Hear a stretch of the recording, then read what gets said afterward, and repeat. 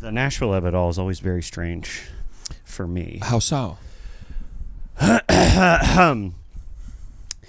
Nashville is more of a multifaceted prism than the flattened iconography that people regard Nashville with broadly in the rest of the country. People are like, oh yeah, Nashville. Lainey Wilson has been the only important person there for 150 years. Nashville, no shade on Lainey Wilson. She's fabulous. I'm just saying, it's like the whole. To be honest, I don't know who she is. She's a country rocket ship of a country singer. Yeah, that's just not my lane, but I believe you. Well, it is literally everyone outside of this room's lane. It is an exploding that's true. juggernaut, and it's bigger than it's ever been ever in history. And so Nashville, there's a lot of attention being paid to Nashville, but like a lot of the Nashville that people are paying attention to is about 15 years old, and it was a place.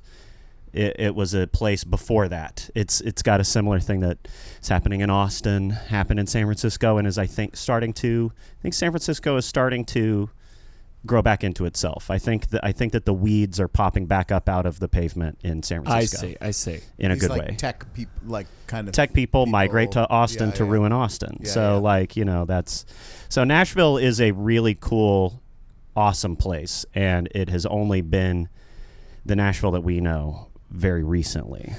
Yeah, as an artist from Nashville, I really feel I identify very heavily with Nashville. I don't think other people are gonna smell it on me, receive it, because they have a preconception. Well, I've spent some time there, and of course I love Zanies. And my girlfriend and I, a great place. We went to the Grand Old Opry. Opry. Wow. It's opera. It's an opera. It's a bumpkin saying opera. Oh. We went down to the opera.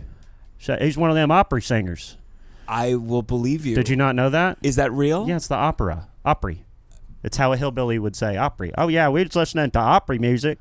That's beautiful. You didn't know that? No, I didn't know that. Well, now you do. We were stoned, and honestly, if I'm being honest, I went more in an anthropological sense of like what is Christian culture like. We went to a Christmas thing, and to be honest, I don't think we left a good impression of the Jews while we were there. I think we were just like kind of like, oh my God, I can't, because I'm fascinated. I was fascinated by like the jokes. There's Jews there. All my friends were not at were this Jews. one. Not at this Grand Old Opry show. This was the Christmas show, but we had a good time. Yeah, no, those guys are seeing Diana Krall with the Nashville Symphony Orchestra at Skirmerhorn. Have you ever done a show there? No, not at the Skirmerhorn. I would love to perform at the Skirmerhorn. That's our symphony hall. That's like our Lincoln Center in Nashville. So so people have an impression of Nashville as what? A conservative. Yeah, like it hasn't always been sports bar, and then like bachelorette place. Bachelorette place is kind of that's only grown. It's kind of always been. It's always kind of been that, but it's only grown more into that, and that is the brightest star. That is what all of the plants are reaching to the windows to catch, is the bachelorette party complex. Yeah, every ficus, every fern, every monstera is yearning for the light at the window coming from the pedal taverns. Yeah, the the unwoke themed group karaoke session where all these white women are in sombreros and mustaches because that's the theme they picked for their There was one time I was there and I went to kind of go around to different music venues, and I think Strawberry Wine 6 times in one night. Like it was a like great song. It's a great song. It just was very funny to like hear 6 different versions of it in like a 2 or 3 hour period. Strawberry wine, 17, the hot July moon. Like a big guy with a big belly, and then an old woman, and doing then strawberry wine, poppy teen doing it. Yeah, strawberry wine, 17. Keep on. And then I think like Bob Dylan, like present day Bob Dylan was singing in one of them. Like, strawberry wine, 17. I saw Trump sing it once. It's strawberry wine is 17.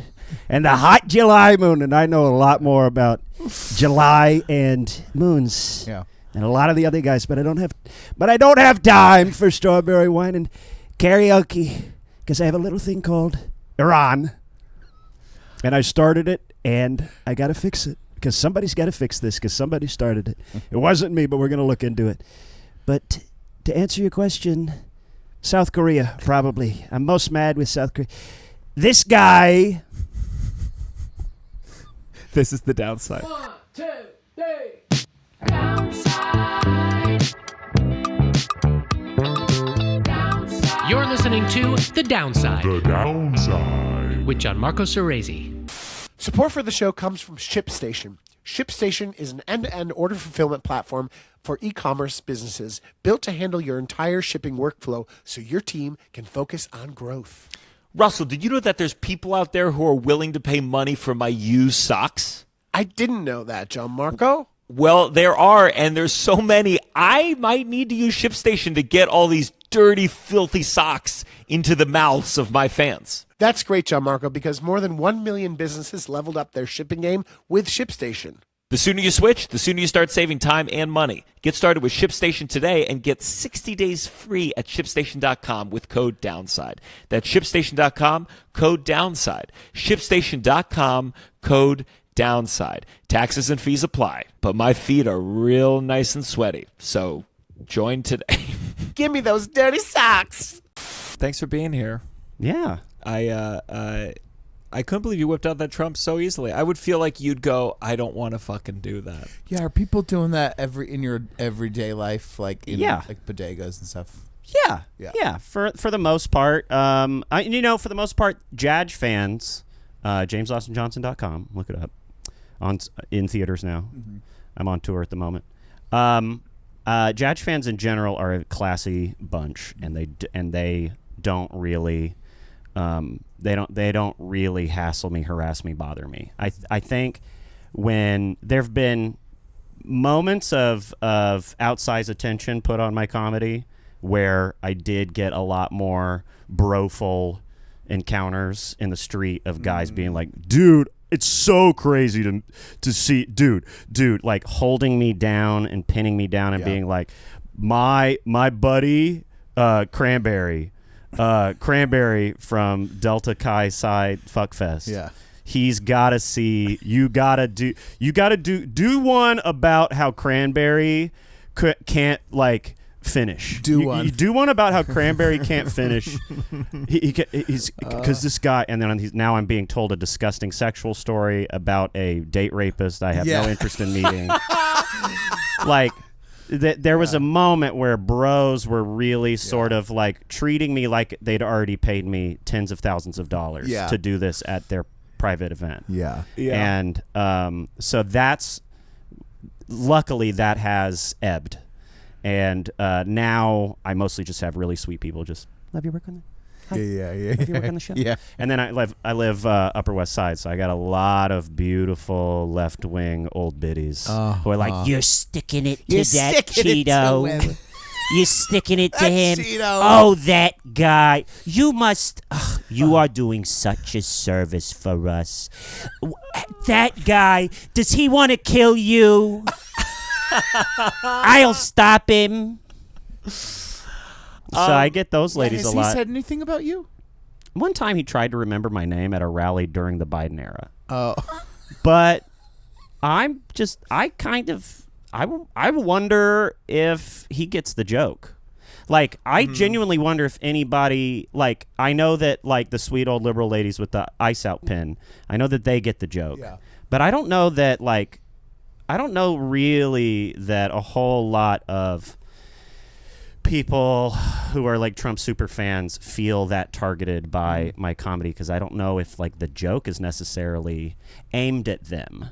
I feel like I'm performing for those people's millennial children.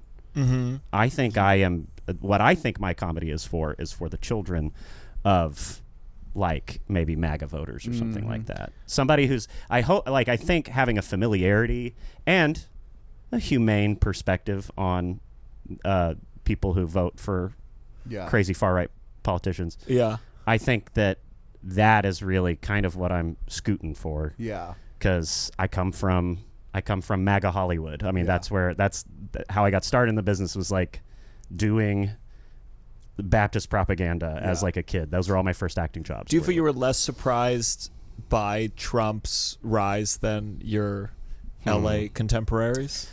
I was in LA for like 10 years, from like 2011 to like 2021. So I was safely cocooned in my beautiful, beautiful, perfect place. But there, like, I was devastated and heartbroken when he won the first. Of course. Yeah. But I think some of us, me included, were like, how could there be so many people in the world who would want this thing? Yeah. I think it took me, honestly, it's like when I got good at The Voice is around when I got over the hump of not accepting and not believing that it had happened. But I spent years crashing out and living out hard, and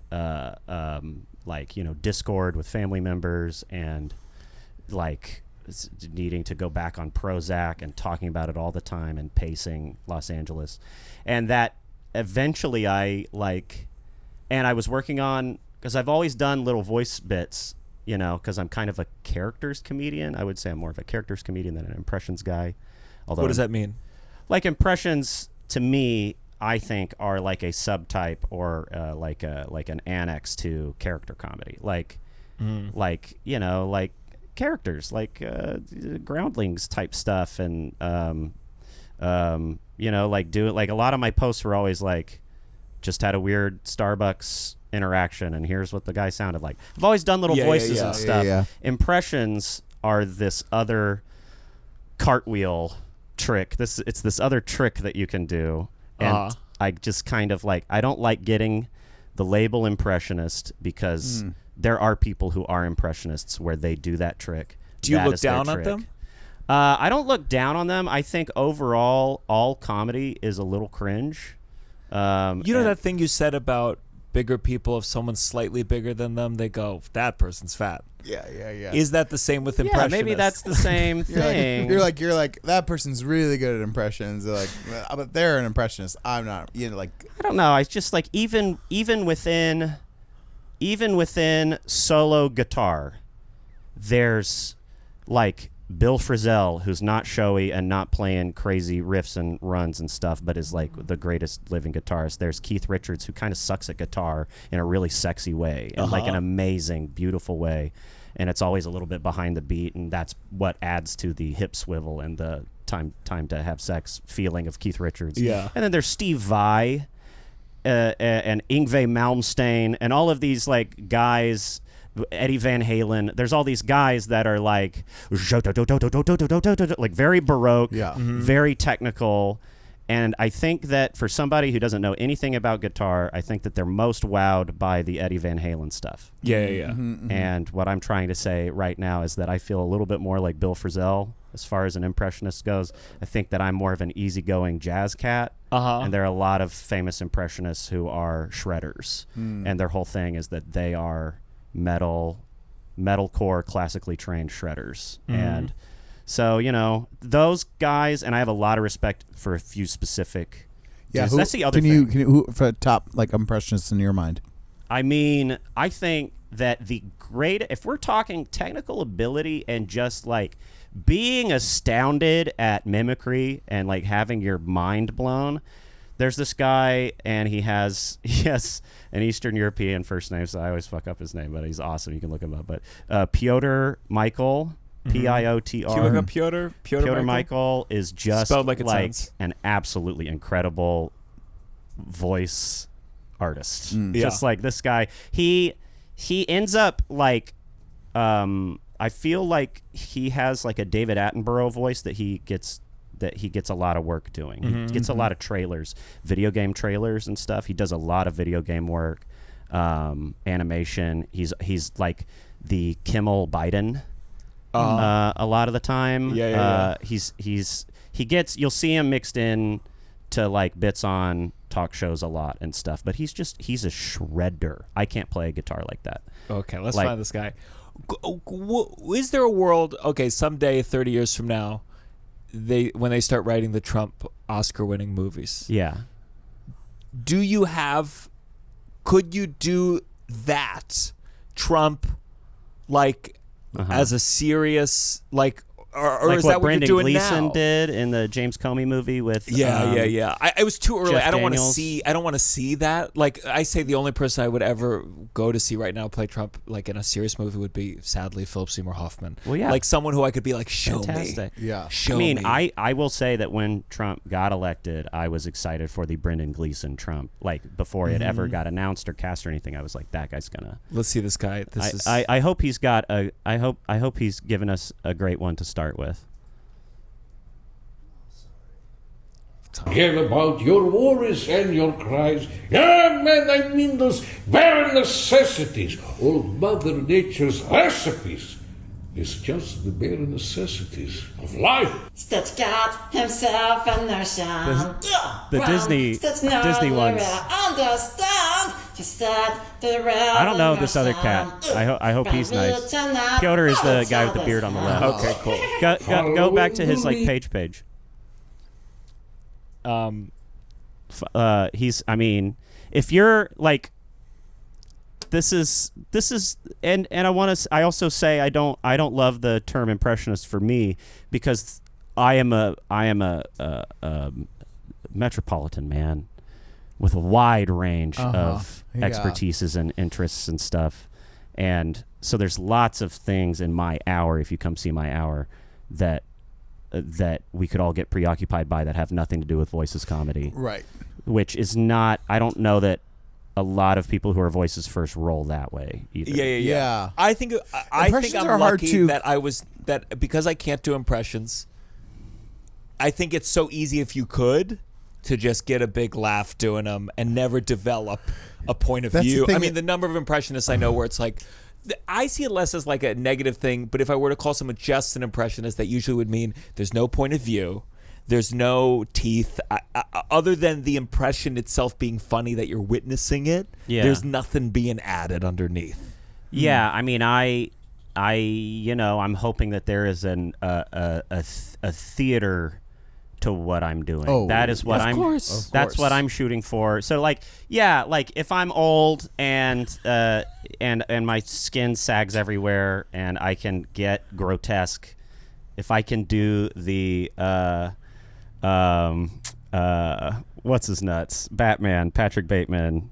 He's the best. He's the best guy in the world. Christian Bale. Yeah. If I can go Christian Bale and do what he did with Dick Cheney, like that would be sick as hell. Yeah. I would do that. Yeah. When we are in a different moment from now. I'd love to see it. A different moment from now, and it's decades away, and it's time to look back at this era sympathetically. Yeah.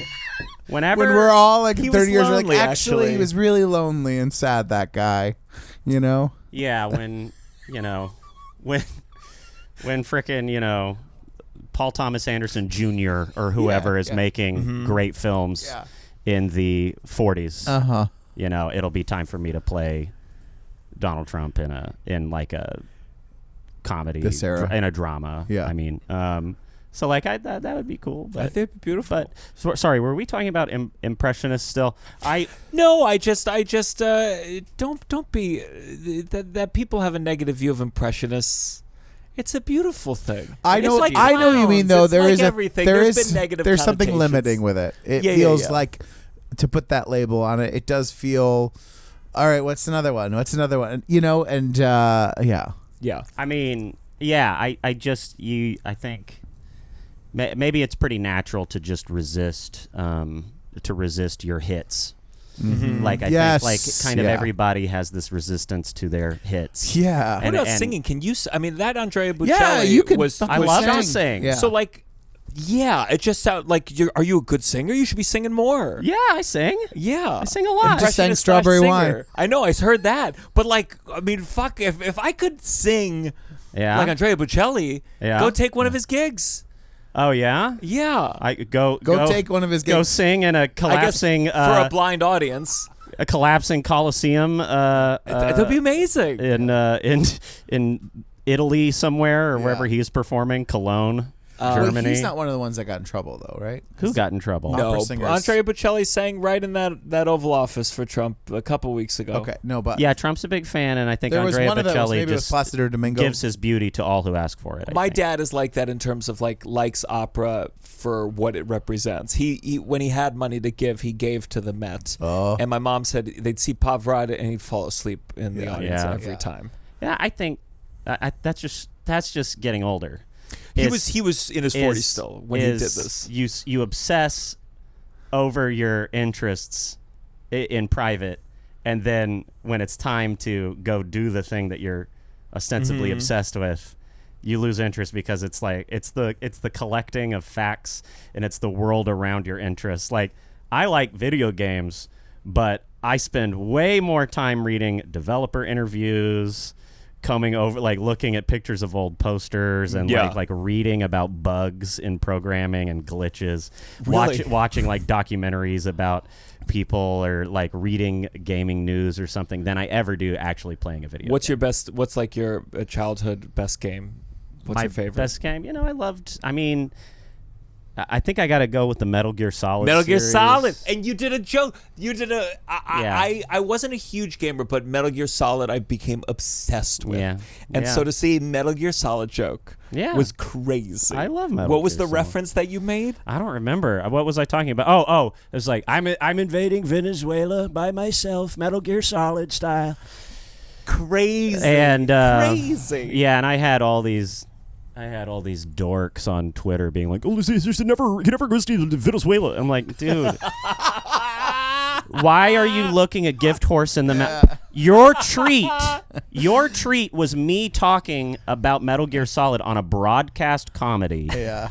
Like, that's not going to happen ever again in your life. Again. I'm the only I can do that for you. And of course Trump would get a few key details about a pop culture reference completely wrong. Like, you recognize the association he made. You recognize that it's a poor association ultimately. Yeah. That's the joy of listening to hopefully my character talk, is like that it's wrong and right about everything constantly.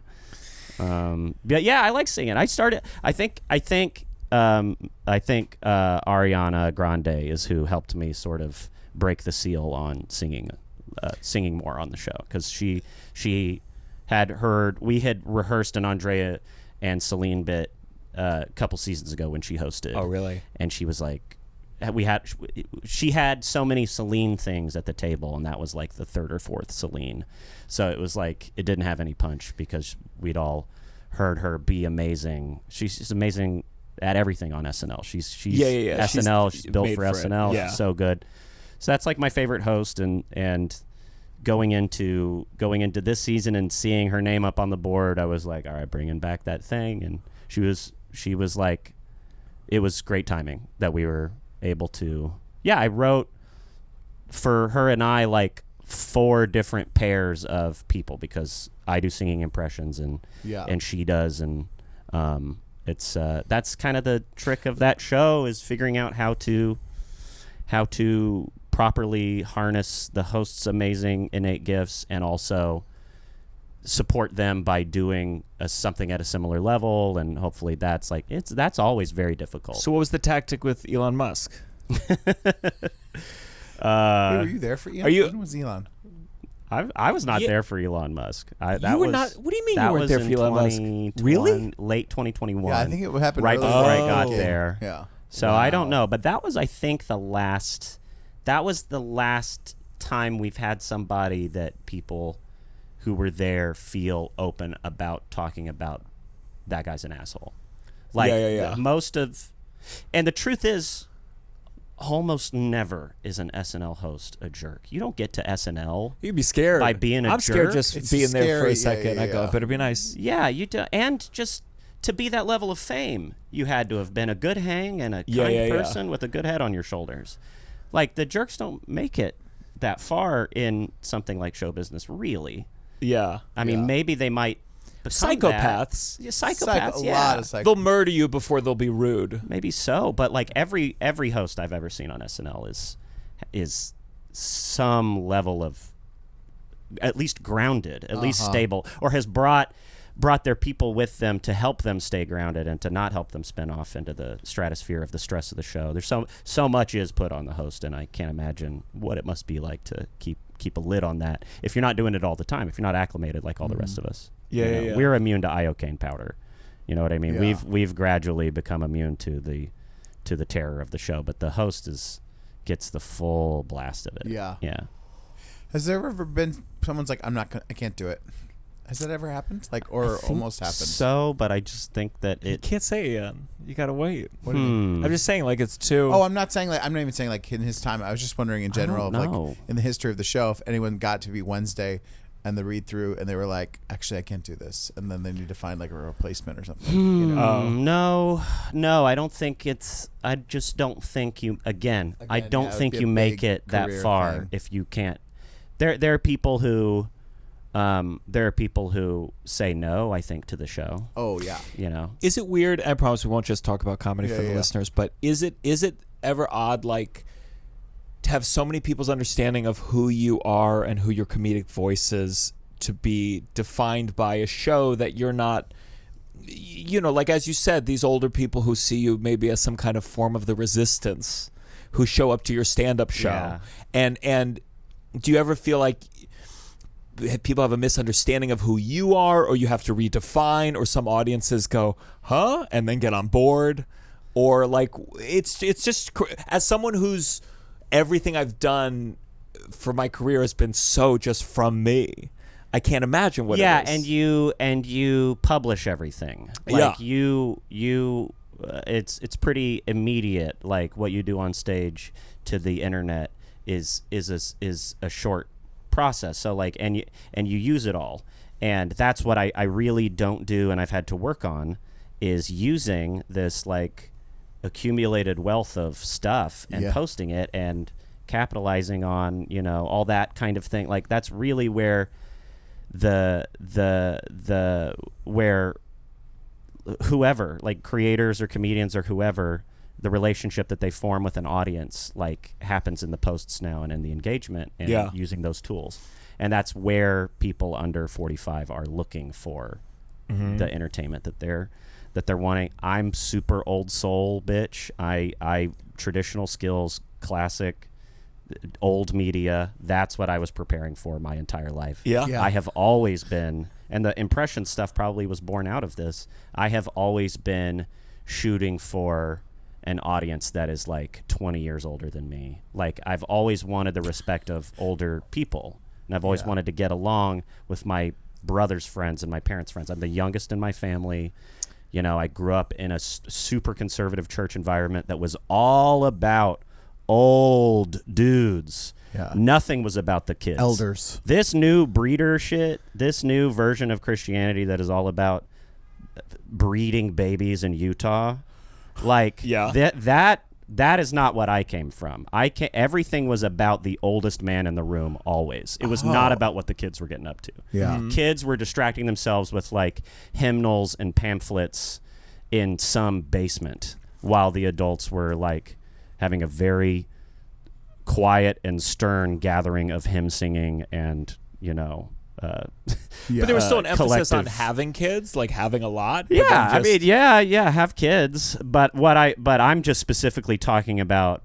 I grew up in a Christian milieu that was not about children, and it was not about the wants and desires of children or occupying them with tasks and sports and stuff. Sports, yes, sports were approved, but all other extracurriculars were gay. I think. I think anything else that was elective that was not wearing a Navy suit and sitting in a pew and staring straight forward, and like, or sports. That sports was like the only other thing. And I guess cop shows. Do you remember being bored as a kid? Super bored. Everything came from being bored as bored as hell.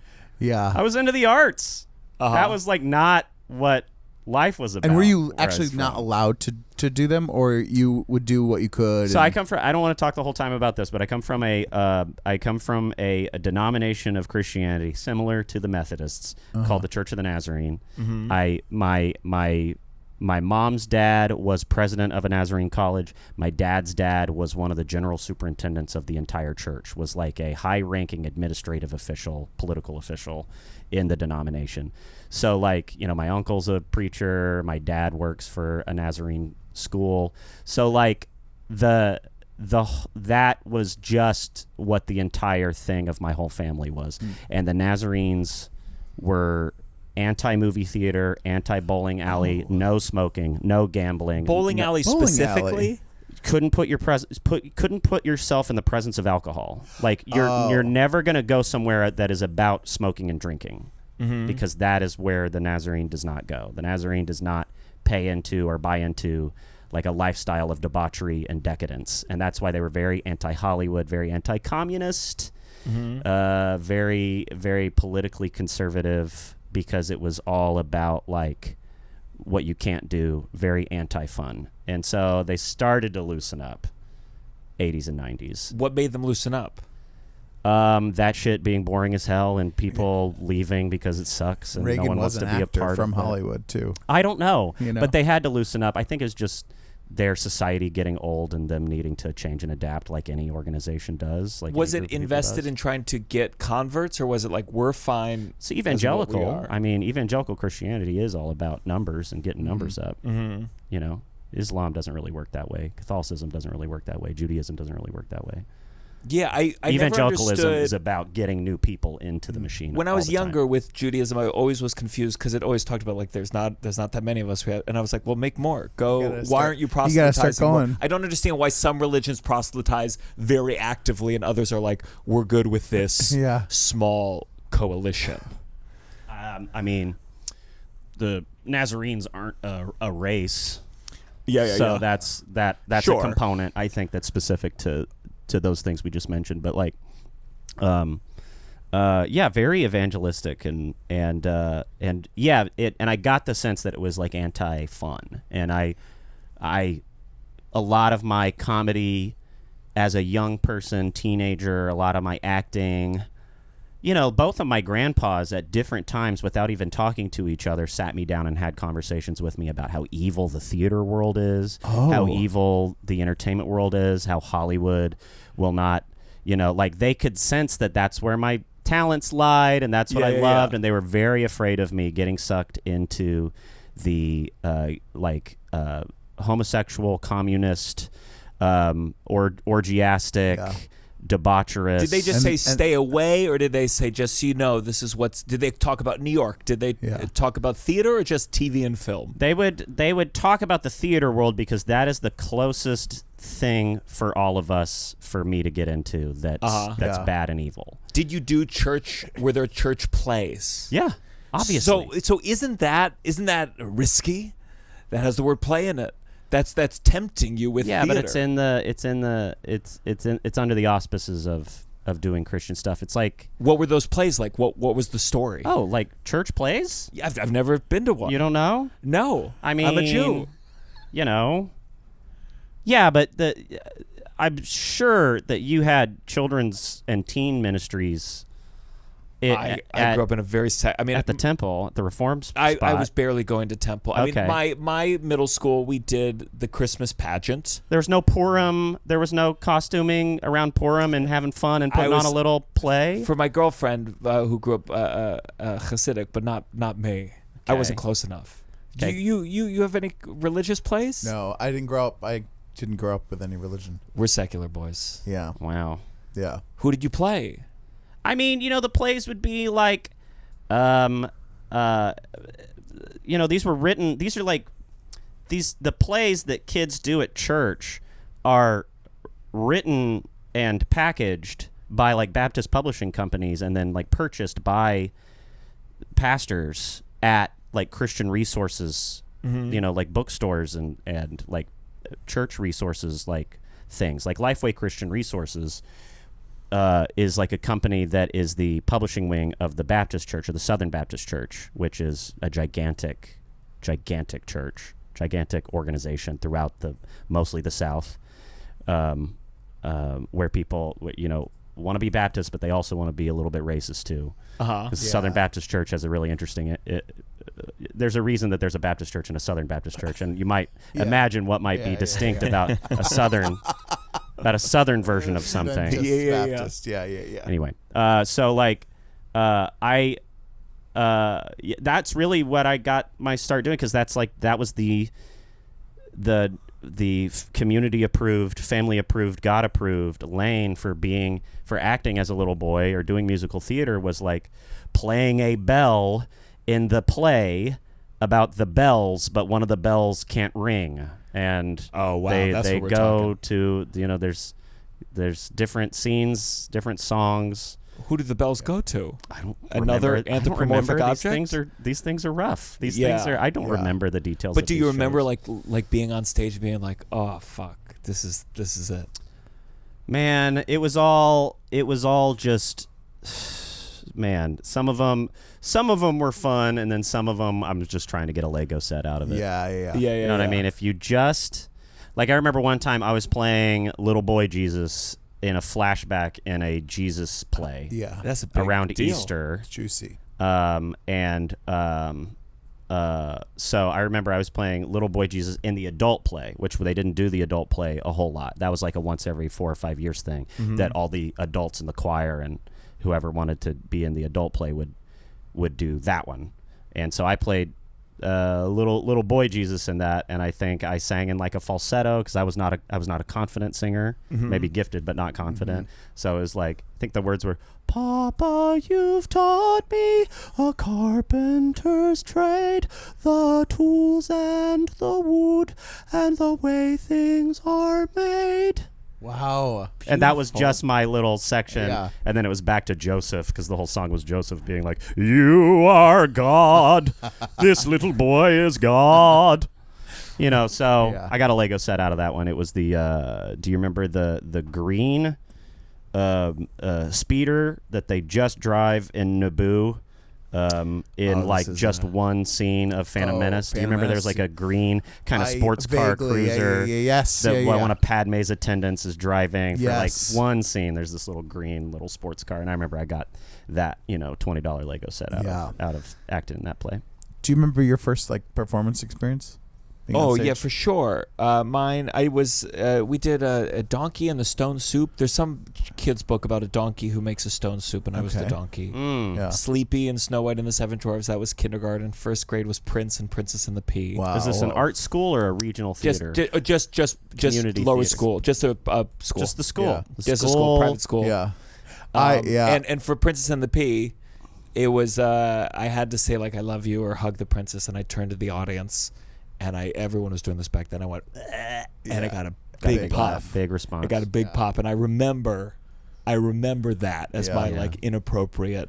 And I should have known from there, like, lean into stand up. Don't go to college for musical I played theater. a troll under a bridge in first grade. Did you have a funny bit? I remember Had to Die, and I remember like really milking it. And I also remember the feeling like I was way more into this than everyone else in the class. Yeah. Like I remember everyone else being like, okay, like we can move it on, and I feel like my memory too is like my costume was a lot more elaborate. Like I really got. You brought into, stuff in. I brought stuff in from home. Cool. Yeah, the wig and the rocks. Yeah. When was your funny moment? When were you like? When did you? Were you making people laugh in the play at home? I mean, I think I started getting asked to do a lot of like more heavy lift. Little boy Christian actor type things at church, by the children's pastor or something like that. We need somebody to read this announcement about this thing, and then I would write like a fake like country song and like play it, as like a fun thing of like, here's how to buy a ticket for the frickin' ski trip or whatever. Yeah. So like I was doing that kind of stuff, but like the most formal way I got into it was like a friend at church, Daniel Paige. His dad, Greg, ran a video production studio that did a lot of commercial work, a lot of industrials, and then like some music videos, but it was just like their like mascot character was this guy Snowbird, who was a puppet that would do skits on local news on the NBC affiliate, and then it syndicated out, and a lot of different networks had Snowbird at its like height, 80s, 90s. And so like Snowbird was like a cool thing. And so like I remember the guys who like were doing the Snowbird stuff were connected to this woman, Janet Ivey, who did like children's live shows in the Nashville area called Janet's Planet that would have a little bit of science and a little bit of just like sketch comedy, but it was all, you know, the troupe of like a half dozen was like between the ages of like 12 and 15, you know. And so I met, you know, these adults through like church in Nashville who were like in Nashville's nascent, you know, video production and live theater kind of, you know, stuff. So I did like I had like 2 lines in a PBS series that I did not get compensated for. That was made in Nashville, syndicated PBS series called Club Write Kids, about a writing club. And if anybody has a VHS of this shit, I need it so bad. I gotta see it. I gotta digitize it. But like, that was the first thing I did, and then I met Janet through that because she played the teacher in it. And then I think she maybe, after just being exposed to me in a group of 20 other kids who were on this show, I think she started to realize that I had some comedy ability or something. She asked me to like be a part of the live sketch show thing. Then I started doing that. Then I like started doing monologue competitions, forensics in middle school. Do you know this? This is like related to debate team type stuff? but it's I like don't fully understand it. Monologues, it's speeches, it's short story reading. Which ones? Like I Have a Dream? No, I mean like that was one of the categories, but it was like I was in the category humorous interpretation. And it's like kids are doing like and it's all published work. This is reciting published things. This is not originals. This is like, you know, some published, like, I don't know if you know Richard Brodigan, he was a beat poet, but like one of the kids in my class who was the other guy in humorous interpretation did this like recitation of a piece from Trout Fishing in America, which is a really funny beat. Yeah. By the way, the concept humorous interpretation has to be the least funny way to describe comedy. Yeah. Humorous interpretation. That was not the point of the competition. It was humorous interpretation was one of the 13 categories that like a kid could be competing in at one of these forensics competitions. So I got humorous interpretation. I think the first time I did it, I think I did a Dave Barry. Oh yeah, Dave Barry. I don't know Dave Barry. Other kids would do Dave Barry. I remember he had a book. He had multiple books, and I remember it was in one of my family members' house. It sat there for a long time, but I can't remember. He had like a thing. He was like, was he a stand-up or was he just a? No, he was a humorist. He was like an essayist and a columnist, and he wrote for like the Miami Bay Herald or something. But like, you know, it was like his stuff would basically be like 80s stand-up like routines. Over the Hill, or like, you know, like, or men like are from Mars, women are that from kind of thing. The restaurant. You know, I don't know what these things are called, but like Louis Grizzard, PJ O'Rourke. You know, there's lots of people like this. You don't know these humorists who like I guess they're like on the front of the book. This is like an 80s 90s thing. They're on the front of the book going, yes, and then like the book has like, if I had a nickel for every time I had a dime or something like that. And it's just like a hardback full of dry, very dry I like observations. That stuff, humorism. It's not look comedy. Look up some of Dave Barry's like published works. Like so Dave Barry quotes, jokes. My first year doing it in 7th grade, I was doing a Dave Barry piece half-heartedly. I didn't think it was funny, but I was just following the rules. Again, I'm the youngest in my family from a hyper-conservative environment. I'm not going to step out on a limb and gamble on something. Yeah. You know, but then I did. You recite, I ain't scared of you motherfuckers. And my Call Bluestone, my beautiful, speaking of that, Call Bluestone, my beautiful drama teacher, she was, I could tell that every time we got to the forensics wing of the year, she was pissed off that I wasn't gassing it.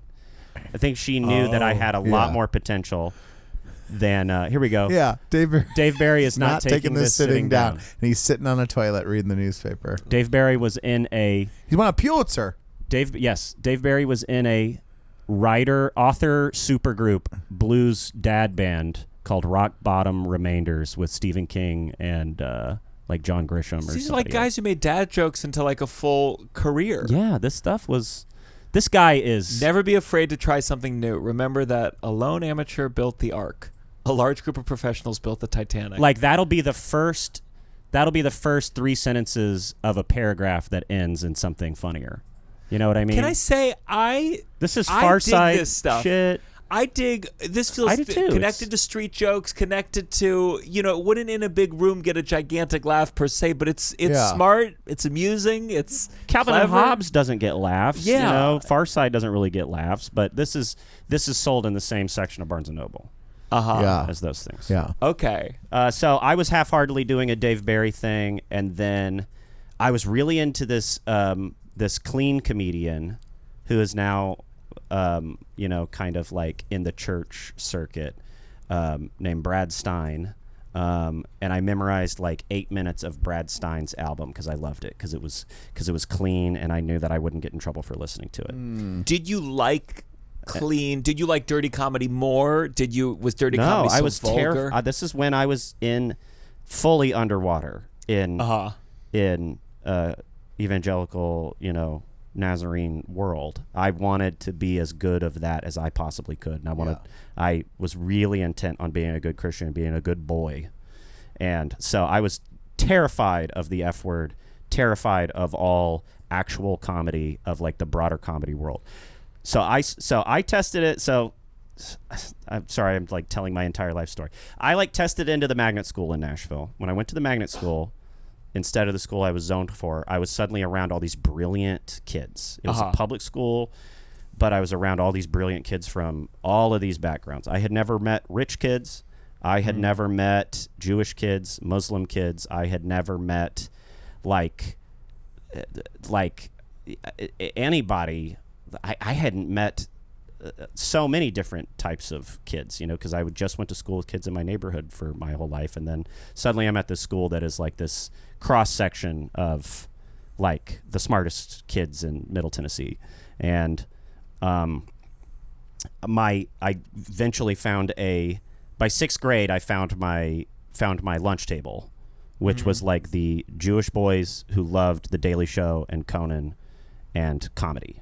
Yeah. And so that's who's hosting the Daily Show? Is this Craig Kilborn? No, this is Jon Stewart. This is prime Jon Stewart, because this is like 98, 99, 2000, 2001. Hell yeah. Okay. This is like this is Bush getting elected. Yeah. 2000. This is like Colbert's on there. Is this when he debated Tucker Carlson? That amazing. But no, Colbert as a correspondent. As a correspondent. Ed Helms as a correspondent. Yeah, Steve Carell. I'm watching this shit Josh on Gad TiVo at my cool friend's house. I'm watching this stuff on TiVo because I don't know when it comes on because I don't know anything about it. Yeah. But they introduced me to comedy that was not clean Christian stuff. And, my dad had Seinfeld on. He loved Letterman. So, like, my dad had good comedy taste. But, like, I didn't understand the adult. I didn't get Seinfeld until I was 16 or 17. No, you said clean, but, I mean, Seinfeld, did you watch them loosen up as they got older, too? Yeah. My parents have always been cool. Like, my parents have always, like, other kids' parents would, like, not let them listen to anything but Point of Grace and DC Talk and Jars of Clay. Like, I grew up with a lot of kids who only listened to Christian pop music and did not listen to the radio. My dad was listening to, like, Motown and the Spinners and James Taylor and Carly Simon and Chicago. Yeah. And he was, like, cranking it up when, like, Tracy Chapman's Give Me One Reason to Stay Here came on the radio. OMC's How Bizarre. My dad liked pop radio. My parents liked Seinfeld and MASH and Letterman, and like SNL was on the TV sometimes and stuff. So like they've always been like cool with pop culture. Yeah, and liked good stuff. Yeah. But the first movie they saw in the theater was Aladdin. Like wow. The fear of being seen in a movie theater and that reflecting poorly on my grandfather or whatever was real. God. And so like even though their first date was Wizard of Oz being shown in the Nazarene College auditorium. Like, that's how kids saw movies, was like It's got to be in the home. It's got to be on TV at home. It's got to be a cross above the screen. It's got to be like this reel that we rent that is broadcast at the Nazarene College. So I think, when we moved to Oklahoma when I was little, I think that's when my parents finally were like, I think we can go to a movie theater. And I remember I remember it being Aladdin, being like the thing.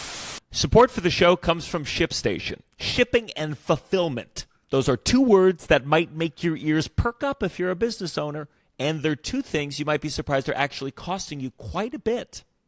Think of the savings. Think ShipStation. It's an end-to-end order fulfillment platform, and it's built to handle your entire shipping workflow. That way, your team can focus on doing all kinds of cool things with all the money you save. Everything from order management to inventory and returns is centralized in one platform. ShipStation also offers automated rate shopping, so you can compare rates across carriers and save up to 90% off. We sell merch shirts, but everyone sells merch shirts. What I want to do, Russell, I don't know if you've noticed from our live shows, a lot of our listeners use canes. I've noticed. Sometimes it seems like it helps them. Other times it seems more of an aesthetic choice. I don't care either way. I want to make money off it. So we're envisioning, I think, a real cane merch line. Yep. And we're going to be using ShipStation because more than 1 million businesses leveled up their shipping game with ShipStation. Customers report scaling fulfillment up to 40 times while cutting costs up to 30%. The sooner you switch, the sooner you start saving time and money. Get started with ShipStation today and get 60 days free at ShipStation.com with code DOWNSIDE. That's ShipStation.com, code DOWNSIDE. ShipStation.com, code DOWNSIDE. Taxes and fees apply. And then, do you still know the Christian comedy circuit? Like, are you aware of who's big in it or how it exists or if it's a good career?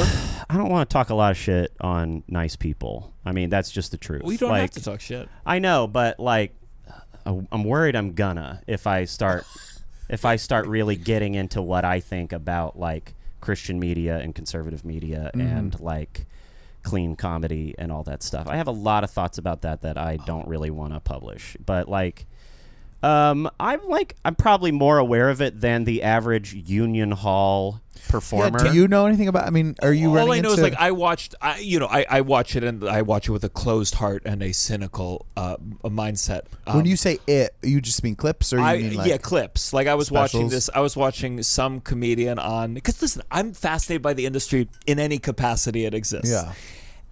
It was the it's crazy. What's the Huckabee? What's his name? Not Sarah Huckabee. Mike Huckabee. Mike Huckabee had a Mike talk Huckabee, show. the bass player.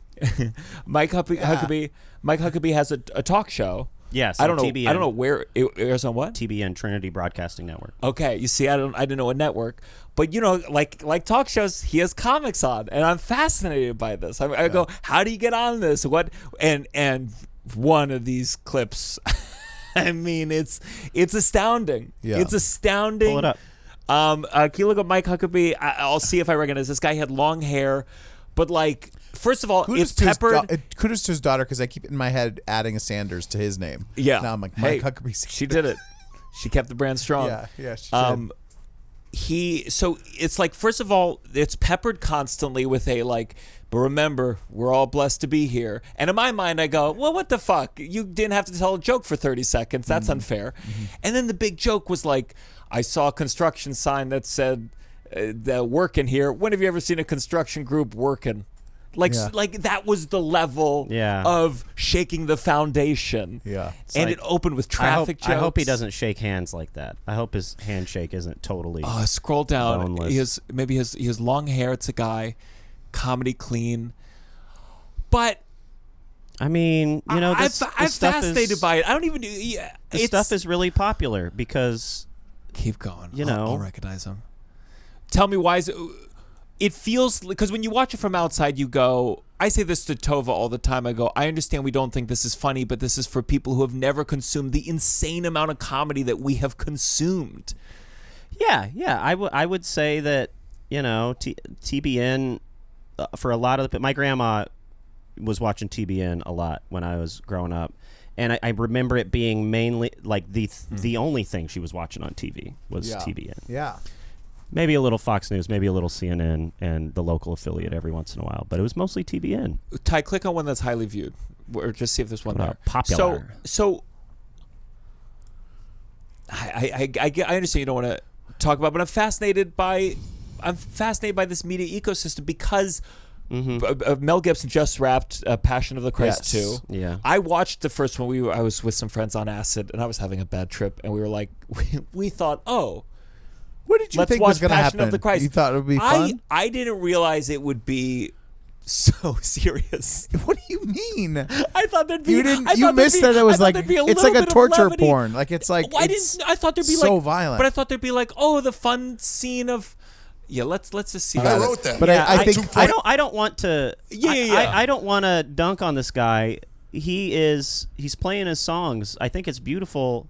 That's the thing is like I think it's beautiful to like play your music, like to like create something, and there is a market for this. Like the people that are laughing at this show, I'm not shooting for. I don't expect them to come to my comedy shows. Yeah. And I think that they're conservatives aren't the only ones who sometimes their desire to push forth their political views hurts their comedy. Like that is to me that's just the full. But not to be a bitch, but I do think there are. That is a that can be applied broadly across the political spectrum. No. That's what I'm saying. That's what I was saying. In the 2010s, we saw a lot of preachy liberal comedies. That's what I was saying. That didn't go anywhere. Like to me, this happens with every political view, but this is. At least on the Huckabee show, which, surprise, surprise, the opening joke is socialism's bad. Socialism will never work in this country. It's everyone falls prey to this. I wonder when that was done, because it might have been. What year? It might have been fresh, like talking about how COVID was uncomfortable. It might have been fresh. Why do you want to be nice? Why do I want to be nice? Here's the thing. Tell me. I mean, sincerely. I worked in Christian conservative media. That was like all of my first stuff. If you go look at my IMDb, I'm in an anti-abortion movie called October Baby, that was made by a bunch of really great people. I'm positive we do not see eye to eye politically. Positive. I mean, the point of the movie was abortion was bad, obviously. Who did you play? I was part of the comedy subplot. I was part of the college kids trying to go to Mardi Gras subplot that the beautiful main character woman is like coming on our trip so that she can go maybe confront the premise of the movie is a little insane, but it's based on a real story. It's based on a real woman's story.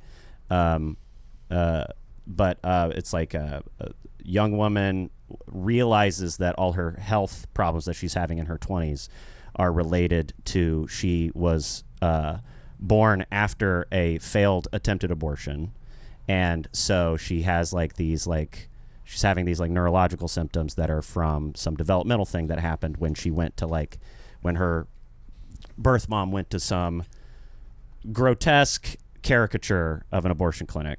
But it was a clinic. But this was like a real story that happened. It's a real woman's story. And so they're basing a Hollywood-style movie off of this real person's story. Everybody who made the movie is very, very sweet and nice. And by the way, those filmmakers are blasting off. I mean, the Christian media stuff, people show up theatrically for the theatrical runs of... They're used to going out on Sundays. Faith-based movies. Well, you can also... I think part of the marketing strategy is a lot of those movies are sort of tied to a hot button issue or a popular Christian artist. But anyway, it's very easy. You have this population that a church or a denomination or a billionaire benefactor in the case of the Jim Caviezel sex trafficking movie. Yeah. What was that one called? People buying blocks of tickets to inflate the box office. Yeah. And then giving away the tickets or bussing out a big church group to go see a movie. Mm-hmm. It's we have a 3 p.m. Saturday, Second Baptist of Akron day at the movies, and then they go see the faith-based film that's out. Yeah. And just imagine if a mid-budget comedy had a dedicated group of people that could just show the fuck up and get it 40 mil in the first weekend. Yeah. You know, like that's what so I come from a version of film and television that is based around that model. I worked with a lot of great people within that who I haven't kept up with since Ferguson, COVID, Trump, any of the major big divisive partisan explosions in American culture. I don't know where a lot of those, because I haven't been in that part of the business in so long, because I grew and changed, because I moved to LA and smoked weed for the first time and voted for Obama and all of the things that I did that seemed like incredible transgressions to the people I came from, but are boilerplate center left living out. Yeah. Those all meant so much to me and felt like such a stretch. And like then when Bernie showed up, Bernie versus Hillary, I couldn't even process that. I thought I was like, but I just got to Obama good. Like, you're like, that what? election was crazy for me. This is moving so fast. So like first a woman, now a Jew. Exactly. Yeah. I thought Mr. Bernard was taking it from Hillary, and and Trump was an existential threat because Trump was this Moby Dick that was swallowing my community whole and contorting everyone into his image. And so that was just I haven't wanted anything to do with Christian Hollywood since I stopped doing that stuff. But so you and feel so I also don't want to associate with it in the capacity of firing shots or making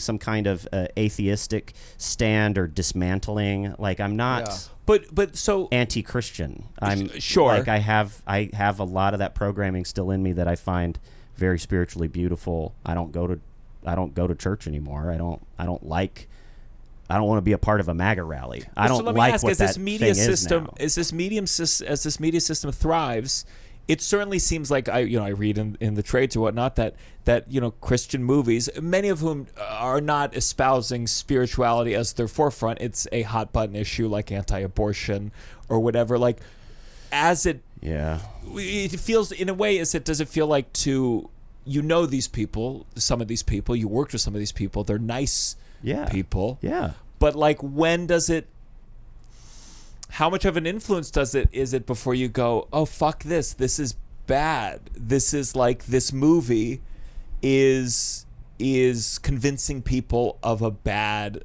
line of thought. The only people going are people that already believe that stuff.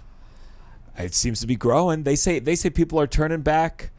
Well, but that's not folds. because of some amazing Citizen Kane level entertainment think art has influence? Product. You don't think art has influence? I don't think October Baby non-Christian people are flocking to Christianity because of the success of Christian art. I think lonely non-religious people are turning to something. And the more media that might exist out there for them to turn to. But it's more than just the media. It's the whole community that you're around. You know what I mean? It's like podcasting has led some young men back to traditional Christian living. Yeah. Like it has. I am more suspicious of the, say, health and wellness bullshit. Yeah. As far as hooking people into. But they're tied to each other. Mel Gibson makes Passion of the Christ 2. Mel Gibson goes on the Joe Rogan pod. The Joe Rogan pod espouses the health stuff. It's connected. I mean, yeah, but that's what I'm talking about. I think podcasting is the spooky thing. I don't think that. Again, Joe Rogan's fans are there to hear him podcast. They're not there for his special. Like, you know what I mean? Like the special is for the hardcore fans that want more hours with Joe Rogan than the many hours they spend. This was not enough time with Joe this week. Just not enough time with Joe. Yeah, I think it's not. Again, I just it's Do you think these movies could ever be great pieces of art, or is it that they're so constrained by what they're trying to say? And again, this is a problem on every political ideology. Yeah. Christians, there are many Christian artists making insane shit. Of course. I don't see that on the evangelical side of things. Okay. Terrence Malick's Tree of Life is an astounding work of Christian art. Sufjan Stevens's Carrie and Lowell is an astounding work of Christian art. Like, everything in The Met is incredible Christian art. Like, there is lots and lots of evidence that faith may inspire a great artist to make great art, but it always just comes down to, is the artist focused on making great art, or are they focused on making some sort of commercial product that has a very specific goal? And I think that's always going to end up with something not super great. Like, if you are specifically making something to convert people to a viewpoint or something like that, it's just, I have no interest personally in any art that is made in a call to action style. Yeah. You know what I mean? So, like, it's got to be good on its own merits, and there's plenty of evidence that there's tons of Christian artists that make things that are, and it's just because they're making art. It's like, because you're making great art and you're Christian, your art is going to have that piece of you. But it's like, Sufjan Stevens' work is so amazing and so human and mystical because, like, yeah, you can sniff some Christian identity in there. You can also sniff out some, like, fraught homosexuality within a lot of it. You can sniff out, like, a probably, like, burdened childhood in the Rust Belt. Like, you can sniff out, like, freaky Brooklyn art that, you know, was part of his so that's what I mean when I talk about I don't see a whole lot of evangelical stuff that I go, wow. Yeah. But even within that, like, there's a lot of, like, pop Christian music that fucking rocks. Yeah. Like, because it's Nashville session guys tearing it the fuck up. You know what I mean? Like, there's DC Talk songs and Jars of Clay songs and stuff that are, like, that I'm always throwing on because it's, like, a part of my childhood, but also just because it's good music. It's a person's faith can inspire a work of art, but it's like, it's not going to, it's not a guarantee that that something's going to be good or bad. Like, if it's all about just making something in-house, then you, like, to me, a lot of the, like, in-house stuff made by people who don't let in any outside influences and who are just making art for people who already believe, they're just preaching to people who already believe the stuff that they believe, then you end up something that's just inherently soulless because it's just not made of any nutritional, you know, it has no biodiversity to it. It's not strong. Then you end up with, like, remember that Pepsi ad with Kendall Jenner where, like, everybody was, like, marching, and it was so clear that was made in-house by two executives at Pepsi being like, well, what did all these woke freaks are young. Like, what if we made something that appeals to them? What should it have in it? Oh, it's a girl in hijab playing cello, and, you know, that's, like, very cynically, like, trying to come up with a bunch of images to, you know, approximate what they think this, you know. I think that's really what I'm talking about, and it's not just Christian contemporary music or Christian Hollywood that is guilty of this, but I think just cynical art and cynically hatched art built on, like, a false premise bums me the hell out. That ad very quickly got a lot of pushback, whereas, like, I do think there's certain bubbles that exist where the pushback doesn't happen and it goes, oh, this was good, we're all going to go there, the church is still going to see the movie. No one left October Baby and said, that felt like it was, like, an exploitation of my beliefs right now. Like at least the Pepsi ad got an immediate public. It was very well reviewed actually because these filmmakers are really talented filmmakers. That's what I'm saying. That's why specifically in my career with the stuff that I've been in, I'm not being like X sucks and fuck all this because those guys were talented filmmakers. I just don't. I wouldn't make the same movie. I don't move in the same political circles. They were making something that they felt called to make, and it was very meaningful to them. And I think that act is beautiful. I just and it was, the movie was very well reviewed. Roger Ebert, it was one of the last things that Roger Ebert reviewed before his death, and he was like exceptionally kind to it. He knew he was about to meet his maker. Maybe so. So he wanted to be like, hey, I said the anti-abortion movie was a masterpiece. Maybe so. I just remember, like, as a lifelong, AV Club reader and stuff, that, like, AV Club was pretty savage in ways that I was like, yeah, I agree.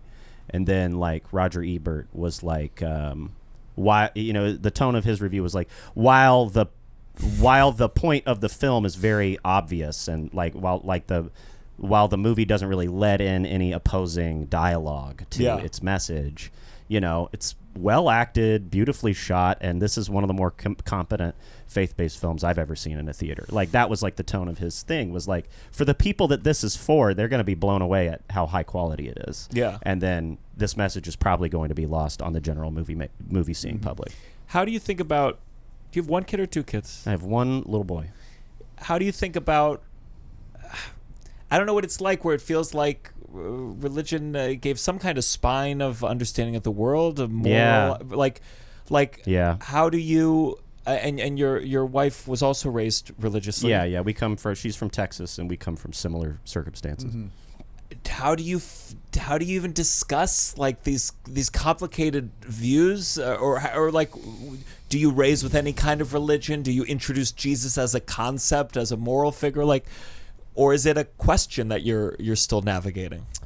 I think we're kind of he's 4, so we don't really have to. He doesn't have a concept of death. I think once you start wrapping your head around death is really where religious fundamentalism. Definitely. Well, that's where I was. There's no religion, but certainly. My dad, he said there's something that survives this world. Very loose. I was young enough to buy into that. And my mom always said there's got to be something better than this shit, which was, I think, a Jewish conception of heaven. But that's when it would come up. Do you lie to your kid? Do you try to like say like I don't know? I mean, do you share your most cynical view? What do you do? No, I don't really want to bum him out, but like, not in the business of bumming out my kid. Yeah. But I think that we will give him enough of a cultural Christian experience for him to be able to understand how, what's going on in there. And I think that we will probably end up in churches from time to time. Will you whisper something like weddings, this part's bullshit? Weddings, funerals, Christmas, stuff like that. And I don't know what kind of freaky religious awakening crap will happen in my 40s, 50s, 60s, because I've seen that happen. Stuff to happens. Post SNL, lots of stuff. People change. People evolve on things. Yeah. SNL is there are lots of people of faith at SNL. You tell your kid that Lauren's God in your house. Yes, Lauren Michaels. Do you remember that? Lord and Savior. Remember that guy who did peekaboo with you when you were 1.5 outside the Tonight Show? That was God. That's God. That's God. Mm-hmm. That's God. Yeah. And God, God. He lived to 600 years old. God laid something on my heart today. He, I was in prayer and I felt the Lord speaking to me, and he just, I had this moment where I calmed my soul, and I heard the voice of the Lord speak to me. He said, she's at that stage in her career where you either make another album or it's time to take a break. And if you don't take a break, you can never make an entrance. And you need to leave. You need to give people a moment to want you to return to them. And I think she's doing that. And obviously the third record is great. Maybe it's not as strong as the first, but you can tell that her instrument is sharpening. And so I'm very excited. I'm very excited to have her on when we do. So I was talking to her about possibly doing the finale. But Anyway. And then on the 7th day he rested. Yeah, exactly. I don't know. We haven't really. We're sort of probably going to cross that bridge when we come to it. But like, I want him to have the cultural equipment. You know what I mean? Like, I want him to have. But is it hard to have the cultural connection without ever having without ever connecting to like the devotion or the belief? But you're also in a circumstance where you're in New York. There's gotta be a lot of options in New York in terms of a lot of churches with unique priests. churches and things in here. New York for people similar who come from a thing but now are kind of rediscovering. I think it's more complicated. Tovah, I don't want to do Christianity anymore.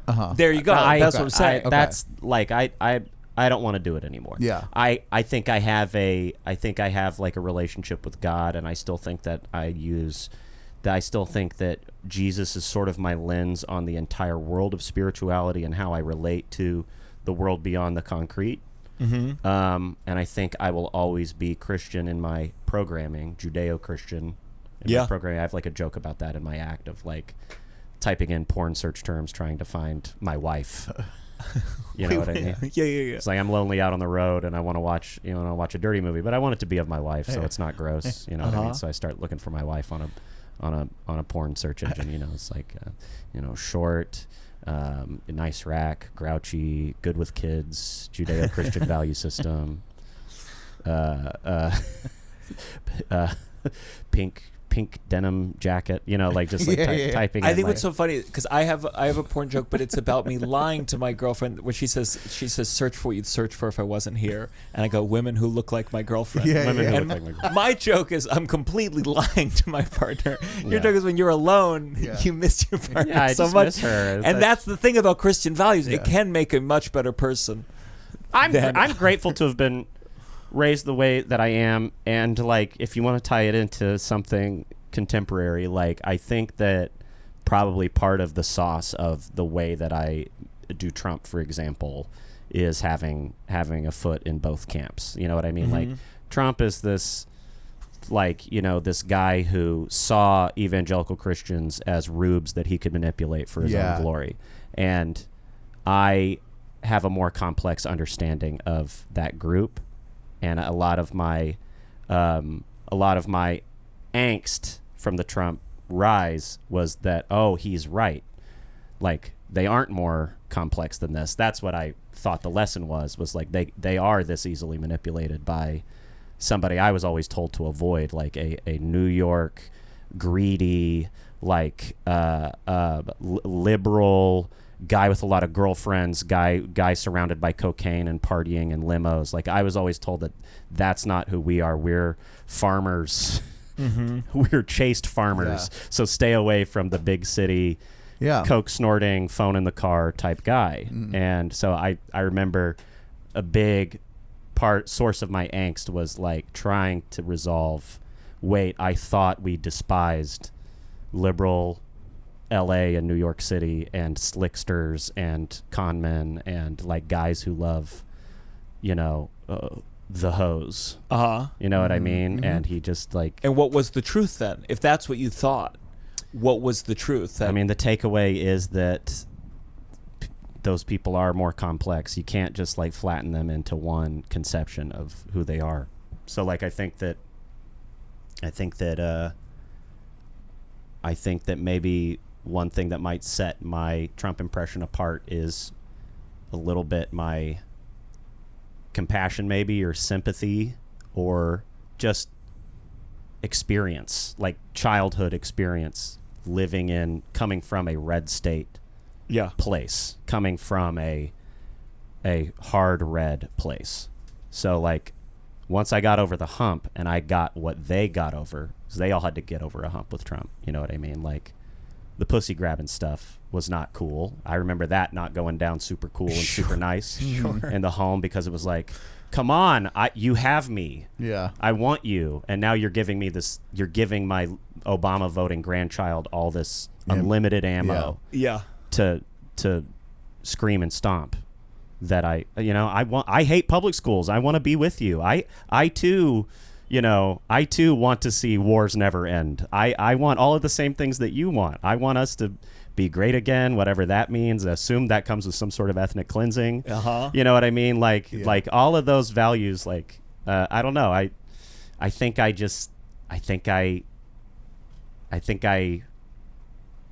am doing an impression that lands with people in Tennessee. You know what I mean? I get, like, when I go and do comedy around the country, I get kind of a healthy handful every show of, like, MAGA folks who come thinking that I'm MAGA because, like, because I think my Trump impression is fun. Your Trump impression is recognize that he is funny. That he is funny. And that a lot of Trump impressions don't recognize that he is funny. That they'll be like, he's a doofus. Well, he's an idiot. As and opposed he to, is funny. He is very and he sometimes is charming, very charming. And you have a funny thing where there's a self-awareness that sometimes comes out, which is very fun too, to see like the admission of like getting to see him admit that I'm doing this bad thing. And that's you're not going to stop me. Yeah. Like that's a unique, funny component that really makes it pop. I hope that it's made of an amalgam of a million different interesting like bits, but I do think that the fact that I come from the world that put him in power, I think adds X factor to it in some way. You know what I mean? Because like, would you be bummed if you found out he loves it? I don't know. I don't think about him a whole lot. Yeah. I really don't. I spend my whole week working on our fun skits and sketches. Yeah. And then a Trump piece comes together really late in the process, and I try to riff around and chop it up and help the writers, you know, whatever the assignment is, you know, whatever the cold open's going to be, you know, I'm going to try to add in all my stuff to make it fun and silly. And, you know, there's like a part of me that's like, I hope we're saying something with this, but it's just so past the point of, it's so clear that liberal preaching does not make the world more free and liberal and carefree and good. Like, and I'm not performing my Trump comedy at Trump. I'm not hoping he's not my target audience. And I do think that there were a lot of guys in the Trump era who I think they were hoping that Trump would see the impression and be dismayed. Yeah. Be like, oh, he's furious. He's right dunking now. on me. Yeah. Like, there's that degree. If you can't make a difference, you might as well make a joke. Yeah. Like, I'm like, I think that I'm doing the bit for younger people, or like, you know, people that aren't, you know, obviously people that aren't at the rally, but maybe are related to people who are at the rally, you know. Thank God for you and Matt Friend. Let's go to our next segment. This has got to stop. This has got to stop. That's where we talk about something that needs to come to an end, big, small, personal, public. If you join the Patreon, you can submit your own This Has Got to Stop. Patreon.com/downside. 4 bonus episodes every month. And This Got to Stop. Ty, what do we got today? We have a GB. This has got to stop putting up a back in 15-minute sign on your office/shop/other location with no further information. Listen, I'm all for bio breaks or running to the vending machine. Do what you got to do. But did you put the sign up 14 minutes ago? So I ought to just wait a minute ago. So I should probably come back later.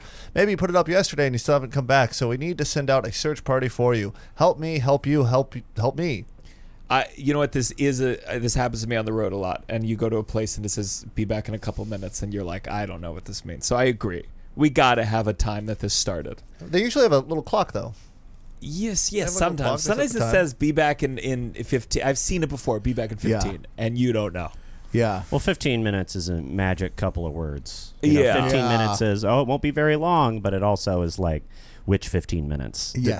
Was this put up 45 minutes ago? Yes. 15 minutes is just enough to tell an impatient person to buzz off. Yeah. Yeah. So I agree with you. There should be something, though. We live in a society. We got to have some rules. Yeah. I wish we lived in the French countryside. I wish we lived in a village in France where it was expected that the guy who works at the rug store is coming back when the fuck he comes back, whenever it is. 2-hour lunches.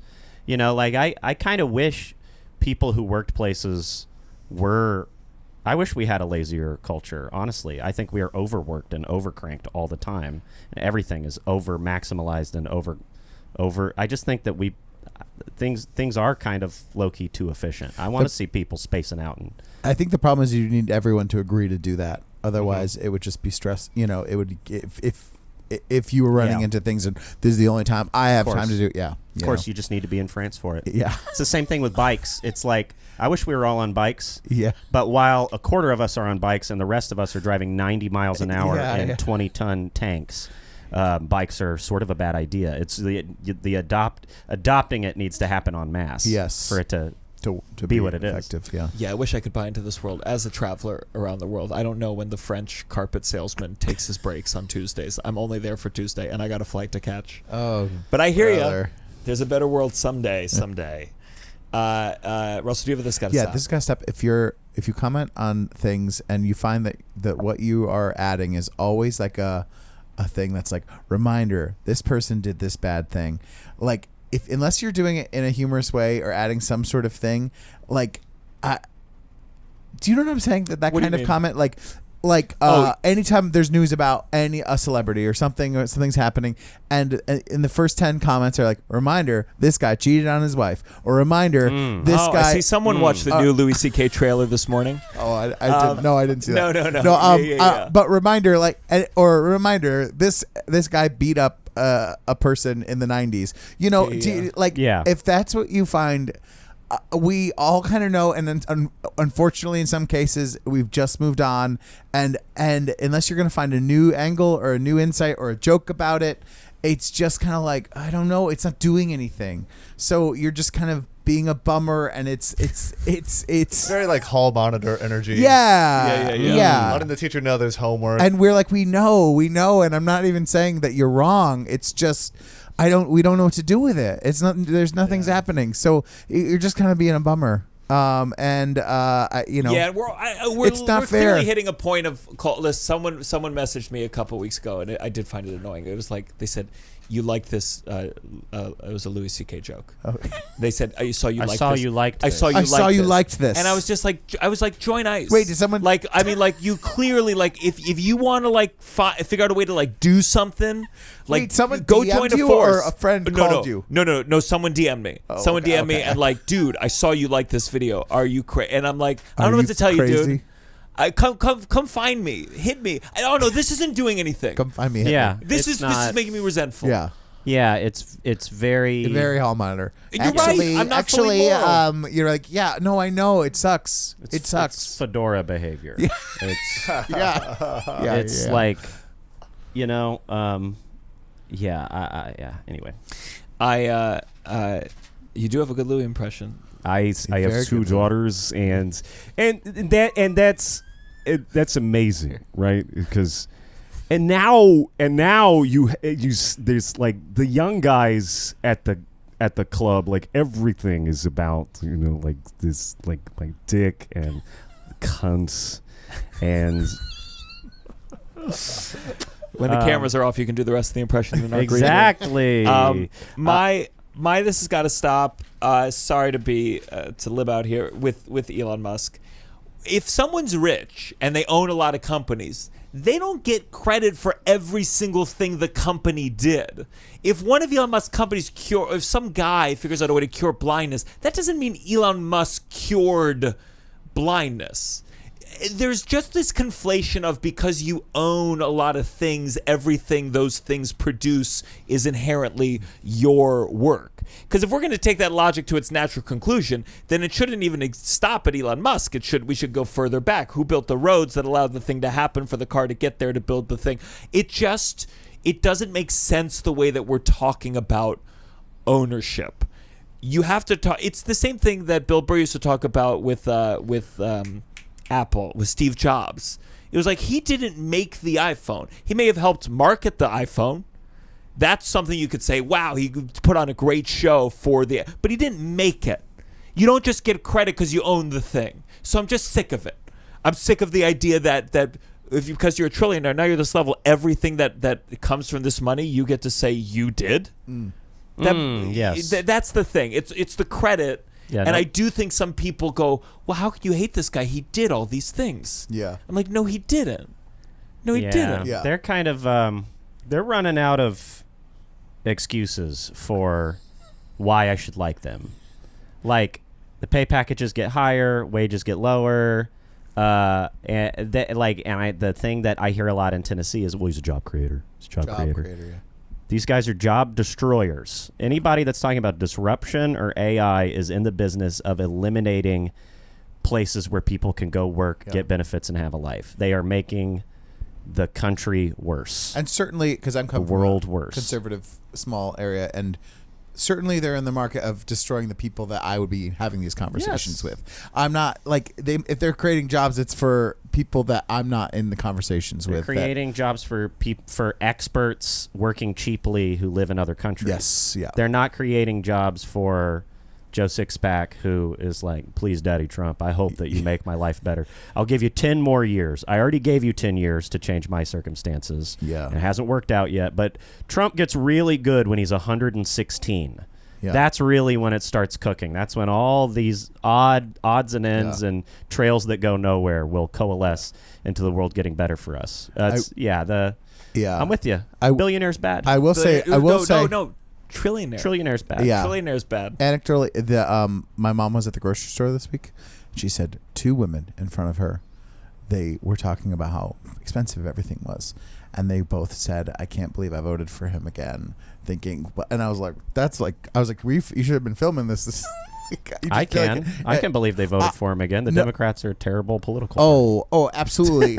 Absolutely. And I'm not saying. Did you tell that to Kamala when she visited the show? No, I was there really are. I was elated to the rafters with everybody else when she was there. I was like, yeah. I mean, I don't get excited about what the Democratic Party wants to do or thinks, or the things that they've done to the candidates I actually like. Yeah. But in that moment, I was like, we've been set free. You know, it was. I believed in the moment. It's hard. Do you think you're ready to block that feeling next time it comes about? Because sometimes I have those feelings, and I go like, "Don't do this, Gianmarco." No. Always, when Gavin Newsom swings by, wrong. Just always act like you're winning. Always act like your side is winning. This is the big lesson of the Trump era: is like, don't fold, don't intellectualize it, don't read the New Yorker. Don't get wrapped up in this self-defeating vortex of having the right, like, being grounded in what's actually going on. Act like this is inevitable. I'm so tired of these guys losing the most important elections of my life and my family's life. Mm-hmm. But act like bulldoze everything in your path to success, because that is what the other side did. But isn't that what they're already doing by forcing sometimes the party getting in the way of better candidates because the party they haven't had a primary in forever or whatever. Like let the process play out. And they've done things that make. But I'm specifically talking about I'm talking about electoral politics for electing an executive. Yeah, it's don't even open it up to discussion. Just drive straight for. I could give a crap who the president is. It really matters to me who the mayor of LA is or the mayor of New York is, or people who have a real, or my rep in Tennessee or my senator. That's matters to me. It's who actually who actually gets to represent me. That's who matters to me. The president, we talk way too much about the president. Yeah, we really do. I want the president to be just a little guy in a little chair, just a little who quiet, we think about every guy. Once in a while. Or a little quiet woman. Done. Or a loud woman. I don't. I guess I shouldn't say we want a little quiet woman for president. I'll take anybody. Anyone. I'll gentle, take anybody. Just a gentle, I kind don't of care who boring. Just need somebody to win, so I don't keep getting reamed every day of my life by psychos. Yeah. Do you have this got to stop? This has got to stop. I mean, grown men wearing backpacks. If you are wearing a shirt with a collar and buttons, this is me right now. I have a backpack out there. Especially if you are walking to work. If you're walking to work and you're wearing performance slacks and on clouds and a dress shirt why are you wearing a backpack? Why are you undoing all of that work with a backpack? You've come this far, baby. You get briefcases? Get an attaché case. Get something leather. Like get a big purse, or like fuck it. Get a cute tote at the merch stand when you see David Sedaris speak at a frickin' performance arts center in New Hampshire. Like, just why the backpack? It is the wrong accessory for the age group. I'm specifically talking about midtown ass dudes going to work at Barclays and frickin' Merrill Lynch and stuff. Like, why are you wearing a backpack? Your life is beautiful. Your home is amazing. Your wife is gorgeous. Your children are gorgeous. Your wife is beautiful. Yeah. Why are you wearing a backpack? You can afford Yeah. something with handles. Like, you should be shifting it side to side. Give yourself some business. That's why people still smoke. Like, give yourself some action. I'm holding it here now, and I'm holding it here. If your life's so good, give us a little. Why the effort in the clothes to then just give up at the last minute with the accessory? Yeah, you're not freaking hiking a mountain. Yeah, I just take all this money. Give us a little pretty image. Let me. See I know that what you nice mean. Actually, New the York other day I street. saw one of those guys in a suit with a backpack, and it was the kind that had like the water. Yeah, that's and I was like, terrible. that's crazy. It's man. crazy. Straw coming out That's like this? crazy. Like you don't need water on Hold this. it with like you. on Like, your commute to. I don't know. To Merrill Lynch. That stuff bums me out, and it's as out of place as a middle schooler with a rolly backpack. Like, there's nothing happening at middle school that necessitates This was you me. are not I was a rolling back, yeah. you are not a harried business traveler getting off the jetway at DFW trying to make your connecting flight to Toronto. You there's nothing, and I know that there's not even the books in there anymore because they're not teaching novels in school anymore. No. I know, like they're on their iPad, so the only thing that could be in there is an iPad. The rolly backpack is this accessory that is the wrong place and wrong time for the wrong age group. The same thing I'm seeing happening to the businessmen walking in Midtown, where they're wearing the backpack to their beautiful job where they probably make crazy money. Mm-hmm. And while we're at it, just all COVID fashion must stop. Oh, yeah. I am tired of this, and enough time has passed from COVID, and I followed all the rules. I distanced, and I did everything right, and I wore the right kind of mask, and I helped stop the spread. I got the vaccine. I did everything that I was supposed to do. I'm so curious. I did not go into the enclosed spaces and da da da da da da da da. Yeah. I think in 2026 I can say, stop wearing sweatpants outside of the house. Oh, stop. Stop wearing sweatpants outside of the house. Wow. We are not halting a pandemic anymore. It's just one of the awful things that can happen to you, like pneumonia or the flu. It's one of the things, right? It's just one of the many diseases that make our world awful. And it still kills all the same amount of people, I guess. And I maybe shouldn't be saying any of this. But at the very least, you can wear your... And wear the mask on the subway. Wear the mask where it's gross. Wear the mask because you want privacy. Whatever you want to do, baby, it's fine with me. But sweatpants. The sweatpants, specifically. You've left the house. Do you mean... I would be less offended by the mask than I am about the sweatpants. Do you mean, okay, so you're going out, you're taking your baby around the block, you're putting no sweatpants? Or do you just... Do you even own them? Why even own them? It sounds like... I don't own them. I wear, like, if I want to wear something a little bit, like, more breathable, I'll wear, like, a slutty short, you know what I mean? But it's like...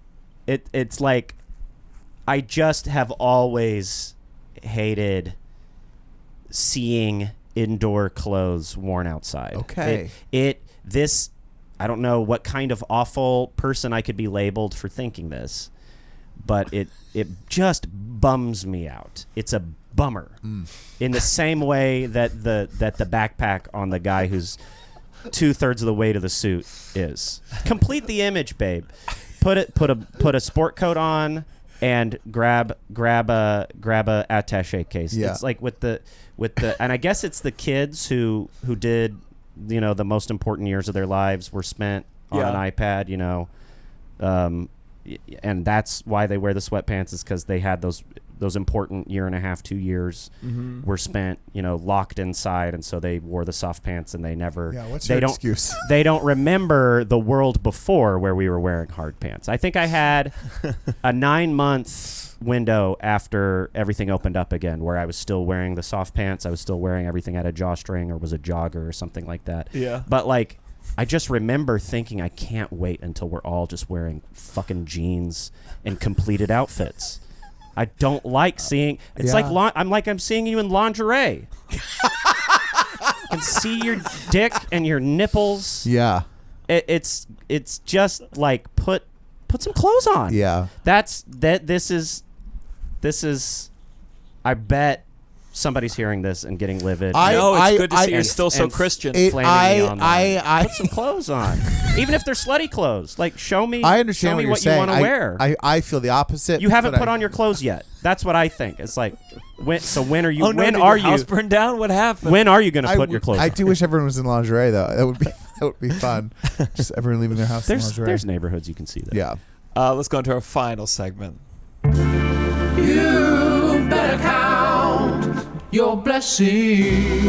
You better count your blessing. We got a Patreon blessing. What is it? I hope it's short and sweet. It is. We have Fuda Sheet said, my blessing is that I just started an improv class, and my classmates really all share a ton of interests. It feels like unlocking a huge friend group all at once. Oh. And those friendships will last forever until one of you gets SNL, and then it will be a deep fracture in the friend group. And one of them will take one of your bits from the improv segment and do it as a sketch. But enjoy it while you have it now. That's beautiful. Improv is beautiful. It is beautiful. Improv. People are so mean to improv, and I don't know why. I love improv. I think it's amazing. I'm doing improv again for the first time in like 15 years or something. It's like I was doing improv was the main kind of comedy that I was doing from like 12 to like 21.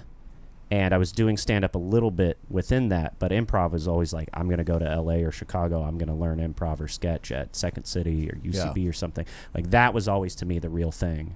And I got into stand-up to have some control over it. And also an older comedian, when I was starting out, was like, you will get employed quicker and more prolonged periods if you're a stand-up and you're learning how to write and you're performing your own act and you're the master of your own fate. You know what I mean? When I see improv, well, I'll tie this into my blessing. That's why I went that way. But I got to do long-form improv, which I was never good at, but I did it with Michael Cruz Kane invited me.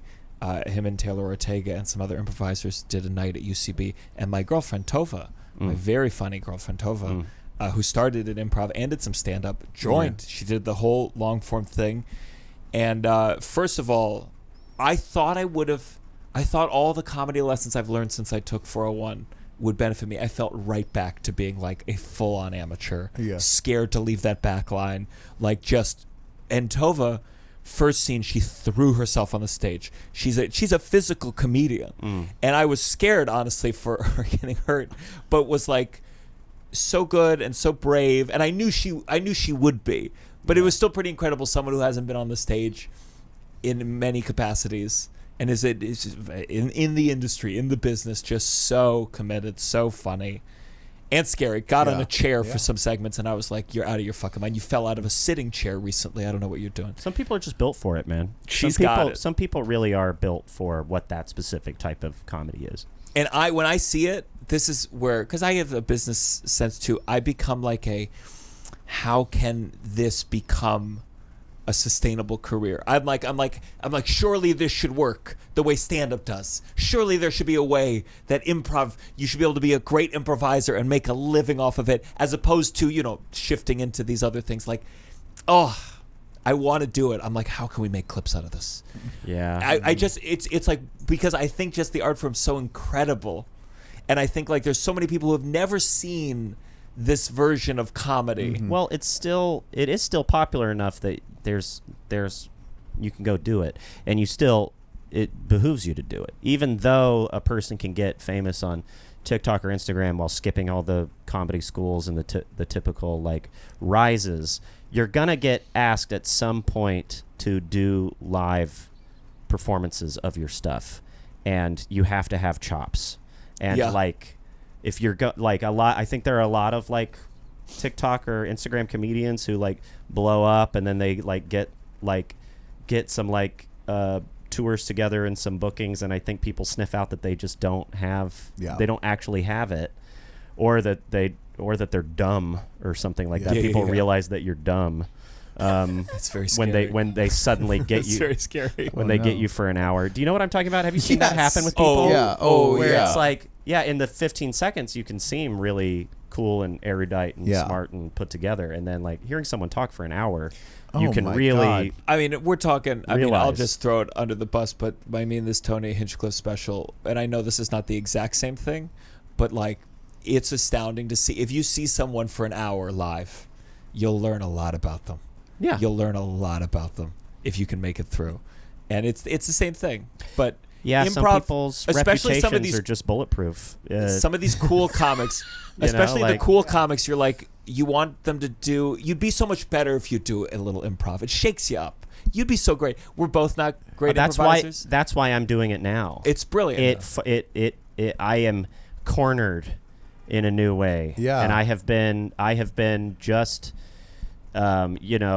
Basically killing it doing my own thing for the last 5 or 6 years since my career started to get going in earnest, and so I need fear again. I need more anxieties, and I need to be like at the back of a line. I need to be learning from other people a new thing that and I just become jealous of. I'm an actor and I'm a stand-up comedian, but I had to learn sketch on SNL because I just didn't do a whole lot of sketch with other people, and I'm still learning how to do SNL. Like I really only figured out major essential pieces of it this season. Probably like big lessons were learned this season. Like a button. Like what's that? A button to the sketch. Like a button to the sketch. Like just like. Can I ask, with improv, you know how Michael Scott always took out the gun? Yeah. Are you like that with the Trump impression for every sketch? Oh, Trump's here again. God. Somebody. Oh no, I'm almost like bad at recognizing that. I've become such a bad listener, being a stand-up and like an isolated actor for so long. I've become such a bad listener over the years that like. Ben Marshall, I was doing comedy with, doing Kira O'Sullivan's Friends from Work show, which is like, SNL writers and cast members, like a handful of people who like doing improv on the show, all getting together and doing just some long form improv and stuff. And so I've been asking to be a part of those whenever they're happening, just because I'm like, I need to be terrified. I need to work on my listening. I need to work on my reaction time, and I need to start linking up these synapses again. And Ben Marshall queued up It was like a scene of somebody courtside at the Knicks game, because this happened a week ago, and they were like talking about how they were like, I heard Trump's at this game, and I'm just like, that'd be a crazy scene, I guess. Like I'm in the back just thinking about what it would be like. Improv is you step forward and everyone is privy to your thought process about like the fun is watching the thought process get acted immediately, and I just didn't do. Why didn't I just go do that? Because it would have probably slayed the house down. Yeah. You do a full monologue. You're like, no, you guys freeze now. I just go forward. Do you have a blessing, Russell? My blessing is our future sponsor, Tenga. We're going to talk more about it on a future episode. Join the Patreon to hear Join the Tenga. Patreon. We're going to talk about Tenga. Let's just say I got a taste of the product and I'm into it. Jesus Christ. Okay. So. Okay. They are a sponsor. They were a sponsor. Cool. Yeah. Tenga? Tenga, yeah. What is Tenga? It's a drink? No. I mean, you could if you're into some freaky shit. It's a toy. It's a sex toy. It's based out of Japan. It's like, Fleshlight is like trying to recreate like the actual body part. With this class. This is more like classy. They have like a Keith Haring sponsored one, and it's just like a disposable tube thing. Disposable? Yeah, disposable. Well, not all. One time use. They have ones that are not disposable, but then they also have ones that are disposable. They come in a lot of different varieties. Yeah, I mean, I understand disposable, but I just mean like shit buying 360 of those a year. Well, that's not enough for Russell to get through the week. But we'll find out what our deal is and what is, You're trying to keep your prostate cancer risk low. Yes. I understand that. Exactly. Is it time for my blessing? Do you have a blessing, please? My blessing, I got to give it up. I got a great team. I got a great team of women that I talk to about my problems, and we added a psychiatrist to the mix. So actually, it's just two women. It's the psychotherapist and the psychiatrist.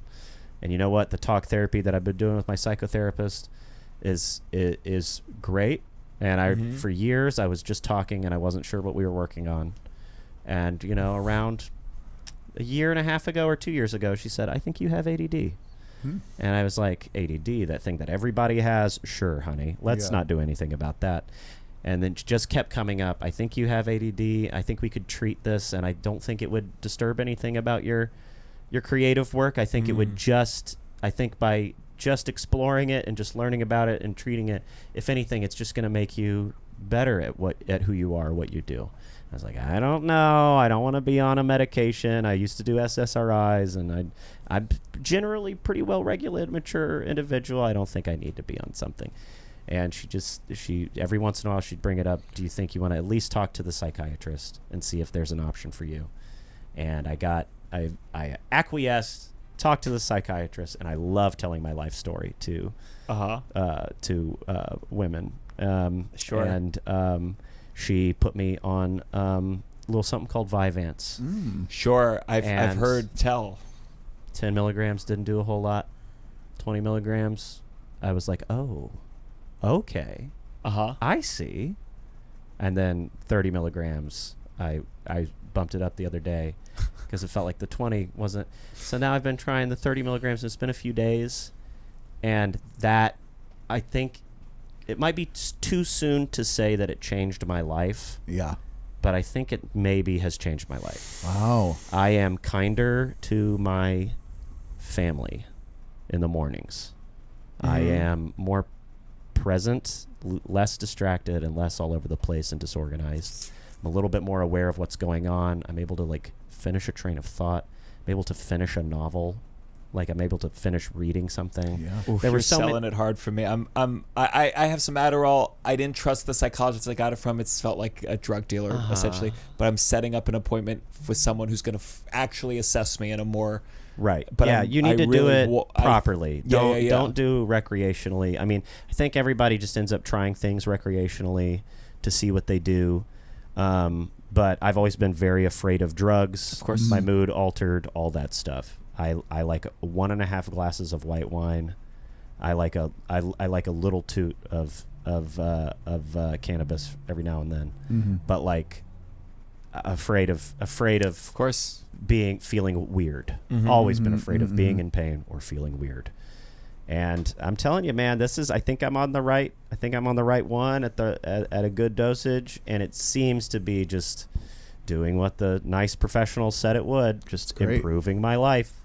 So I got to give it up to Big Pharma right now. I got to give it up to Vyvanse. Big Pharma. Can you imagine next SNL? They're like, "Trump seems really well adjusted this episode. He seems calm, collected." Yeah, he's not as scattered. He's finishing this riff about the Lego Batman Switch 2 upgrade. He's finishing that riff all the way through instead of immediately bouncing. He starts a Metal Gear riff and goes, "You know what? None of you are going to relate to this. Yeah. Never mind." You know, it wouldn't be right. Wouldn't be right to talk so much about Snake Eater at this moment. But why was he throwing up the green mushroom that recharges your flashlight? Why did he throw up? If it charged the flashlight, surely it should have been metabolizable. Digestible. You can't say digestible anymore. You got to say he could eat it. He could eat it. But Snake, this guy, what a sick puppy. This is a bad guy. This is a bad guy because he does not talk about he that. Steals the clothes of every boss. If he puts every boss to sleep, he gets to steal the clothes. And we said we're going to do something about that because this is awful. What this man is doing in the swamps of the Russian jungle needs to be stopped. Metal Gear Solid is an arcade-style isometric stealth game, and he just looks better hiding behind a box than he does a stump, or a tree. He's crawling around trees. I said, what the hell is he doing outside? He needs to be... industrial basement filled with trucks that you can sneak into or crawl under, or shipping container, right? Shipping container. Sometimes he goes behind shipping container. So we're going to be looking into that very strongly. We're going to do something about that because and Hideo Kojima, if you're listening, Hideo Kojima, where is Death Stranding 3? And when are we getting Death Stranding 3? I'm putting immense pressure. I had little Marco, was putting immense pressure on Hideo Kojima to release PT as a full game. I'll do it for you guys, That's beautiful. We love it. But that'll be $500. Okay. Yeah. Put it on the tab with the downside tab. Yeah. Please join the Patreon. Yeah. Where can people find you? You can find me at Jaj Center, Jaj Center on Instagram and X, for better or worse. And currently not on TikTok because I don't want to look at all that. I don't even want to deal with it. Probably should. Probably behooves me. Might make a little bit more money here and there if I did. Yeah. But and YouTube. And I'm working on a special that will hopefully be released in August or September. And you're on tour? And I'm on tour all summer, so please go to jamesaustinjohnson.com because I am probably coming very near you. Join the Patreon, guys. Patreon.com/downside. Support the show. Extra episodes if you want them. Check out the subreddit r/downside and give us all the reviews. And is there any to see us out? Is there any one impression no one ever wants from you, but you're like this one's? Anoni, Anthony and the Johnsons. The singer, Anoni, the singer. Yeah. That is maybe my friends tell me that's my best impression. Really? Can you say this is the downside or something? I don't think I could say she this sings. is the downside in a way that sing? sounded like Anoni, but I could sing. It's only 4 degrees. It's only 4 degrees. It's only 4 degrees. It's only 4 degrees. It's only 4 degrees. It's only 4 degrees. That's a really good impression. I'm not warmed up, and my voice hurts, and my allergies are bad today, and it goes off from there. But I love her so much. Drone Bomb Me is on our Downside Live intro. Like before our shows, I put it on there. Oh, good. Drone Bomb Me. Oh, great. Throw my crystal on the ground. That album is so great. Anyways. Expose my crystal guts. It's so good. You don't know this woman? You gotta listen to it. You gotta listen to that it. album's great. Anoni. She's amazing. It must change. It must change. It must change. You don't know this shit? This is the downside.